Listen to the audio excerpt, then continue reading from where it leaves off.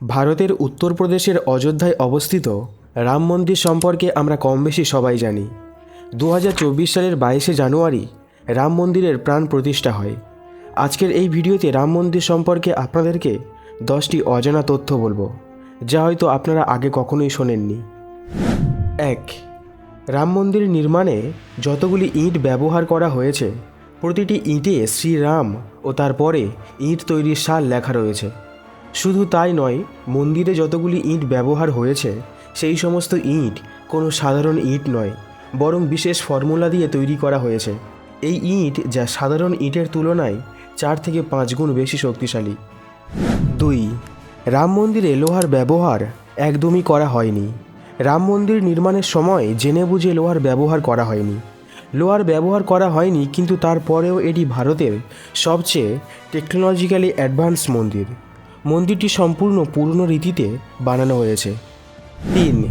রাম মন্দির নির্মাণে গোলাপি রঙের এক বিশেষ ধরনের শক্তিশালী পাথর ব্যবহার করা হয়েছে, যে পাথরগুলি রাজস্থানের ভরতপুরের বংশী পাহাড়পুর থেকে আনা হয়েছে। পাথরগুলির বৈশিষ্ট্য হলো, যতই খারাপ আবহাওয়া আসুক না কেন এই পাথরের কিছুই হবে না, অর্থাৎ এক কথায় পাথরগুলি অত্যন্ত টেকসই। 4. বিশ্বের আজ পর্যন্ত সবচেয়ে শক্তিশালী ভূমিকম্প এসেছিল সাউথ আমেরিকার চিলিতে। সেই ভূমিকম্পের মাত্রা ছিল 9.5 মাত্রা।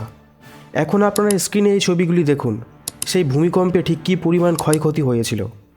রাম মন্দিরকে এমনভাবে বানানো হয়েছে যে 8 মাত্রার ভূমিকম্প বা তার বেশি ভূমিকম্পে এই মন্দিরের কিছুই হবে না। 5. আর্কিটেক্টরা বলেছেন যে এই রাম মন্দিরের বয়স 1000 বছরেরও বেশি।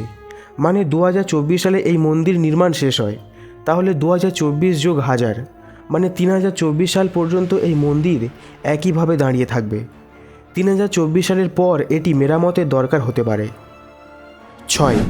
রাম মন্দিরের যে ভিত্তি রয়েছে সেখানে 2587টি আলাদা আলাদা পবিত্র জায়গার মাটি ব্যবহার করা হয়েছে, যেমন ঝাঁসি, যমুনোত্রী, হলদিঘাটি, গোল্ডেন টেম্পল আরও অনেক জায়গার।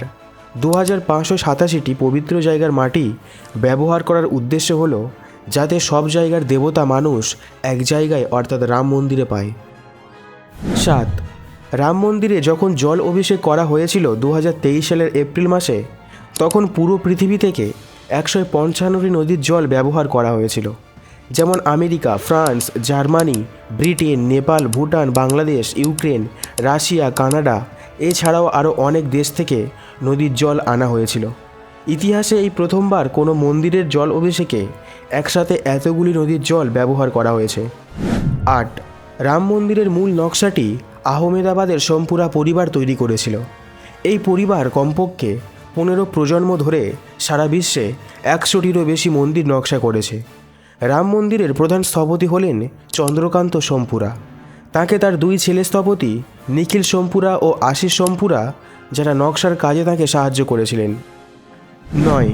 রাম মন্দির নির্মাণের জন্য 3500 কোটি টাকা দান করা হয়েছিল, যার মধ্যে 1800 কোটি টাকা খরচে সম্পূর্ণ মন্দিরের নির্মাণ কাজ শেষ হয়। 10. রাম মন্দিরের টোটাল এরিয়া 70 একরের, যার মধ্যে 2.7 একর এলাকায় রাম মন্দির অবস্থিত। এই মন্দির 360 ফুট লম্বা, 235 ফুট চওড়া ও উচ্চতায় 161 ফুট। সব মিলিয়ে 392টি পিলার ও 44টি দরজা সহ এই মন্দির বিশ্বের 3য় বৃহত্তম হিন্দু মন্দির। তো এই ছিল আজকের ভিডিওটি কেমন লাগলো তা কমেন্ট করে জানাতে পারেন, আর চাইলে তাজমহল নির্মাণের এই ভিডিওটি দেখতে পারেন।